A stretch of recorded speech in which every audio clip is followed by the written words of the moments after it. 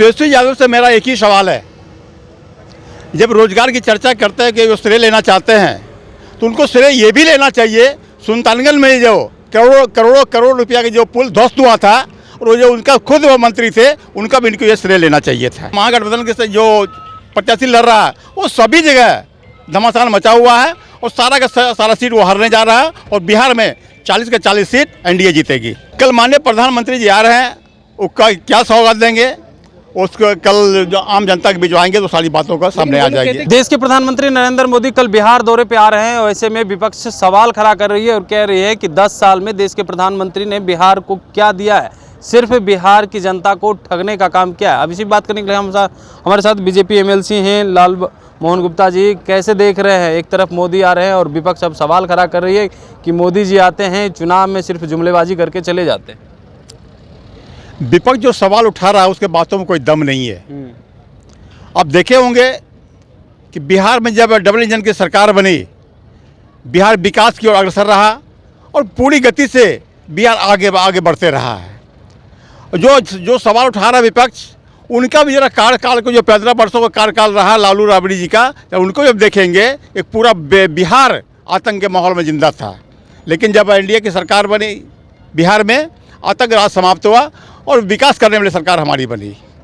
देश में जिस तरीक़ा से देश के प्रधानमंत्री 10 साल तक राज किए हैं उसको लेकर के सवाल खड़ा किए जा रहे हैं। कह रहे ना रोजगार है, महंगाई को लेकर के कई सवाल खड़े किए जा रहे हैं। ये बिल्कुल बेबुनियाद सवाल है और पिछले 10 वर्षों में जब नरेंद्र मोदी जी देश के प्रधानमंत्री बने, बिहार विकास की ओर अग्रसर रहा और बिहार आत्मनिर्भरता की ओर आगे बढ़ रही है। फिर पूरे दुनिया में भारत का मान और सम्मान बढ़ा है और नरेंद्र मोदी के नेतृत्व में देश बिल्कुल आगे बढ़ते जा रहा और आत्मनिर्भर भारत की ओर हम अग्रसर रहे हैं। बिल्कुल, लेकिन तेजस्वी यादव कह रहे हैं हम 17 महीने में जो रोजगार देने का काम किया है वो एनडीए सरकार 17 सालों में नहीं कर सकी है। अगर हमारी इंडिया गठबंधन की सरकार बनती है तो पूरे देश में रोजगार देने का काम करेंगे। इसको लेकर के कैसे देख रहे हैं आप? तेजस्वी यादव से मेरा एक ही सवाल है, जब रोजगार की चर्चा करते हैं कि वो श्रेय लेना चाहते हैं तो उनको श्रेय ये भी लेना चाहिए। सुल्तानगंज में जो करोड़ों रुपया के जो पुल ध्वस्त हुआ था और जो उनका खुद वो मंत्री थे उनका भी इनको ये श्रेय लेना चाहिए था। लेकिन जिस तरीक़ा से सवाल खड़े किए जा रहे हैं वहीं पप्पू यादव को लेकर के घमासान मचा हुआ है पूर्णिया में। एक तरफ बीमा भारती को उतार दिए हैं तो दूसरी तरफ अब पप्पू यादव भी पूर्णिया में लड़ेंगे। इससे जो है भारतीय जनता पार्टी को कितना फ़ायदा होने वाला है?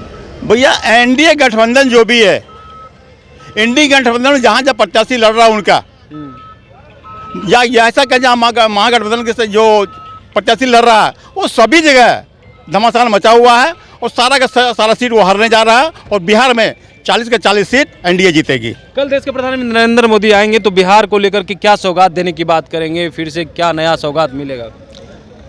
कल माननीय प्रधानमंत्री जी आ रहे हैं, वो क्या सौगात देंगे उसको कल जो आम जनता के बीच आएंगे तो सारी बातों का सामने आ जाएगी। कि जुमलेबाजी करके चले जाते हैं। अरे भैया, बोलने वाले को बोलते दीजिए, कोई असर नहीं पड़ने वाला। बिल्कुल।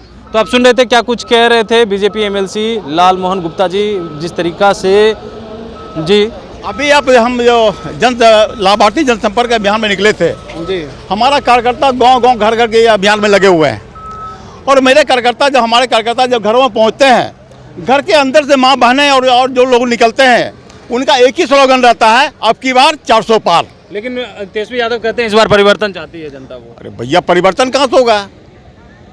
आम जनता का विश्वास, आम लोगों का विश्वास देश के प्रधानमंत्री और इससे नरेंद्र भाई मोदी के प्रति है और इस बार हम 400 सीट पार करेंगे और बिहार में 40 के 40 सीट एनडीए जीतेगी। बिल्कुल।